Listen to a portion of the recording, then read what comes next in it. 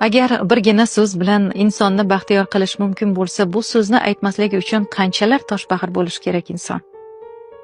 Insonga dalda kerak ekanligini bilib turib sukut saqlash bu ruhiy zo'ravonlik va bu zo'ravonlik ba'zan qo'l ko'tarishdan ham og'irroq bo'ladi.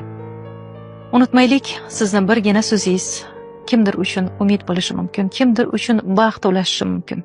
Ba'zi insonlar bor, mehrini qalbidan tiliga chiqarishni o'ziga or deb biladilar-da. Bor shunaqa insonlar, men bilaman shunaqalarni. His qilsa ham bu so'zlarni aytishga ojiz. Nega? Kibrmi bu?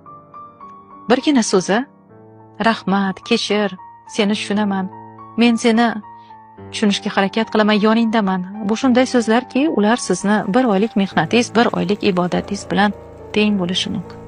Chunki bu so'zlarda qalb bor, samimiyat bor, mehr bor. Robbim bizni ayni shularga chorlamaganmi?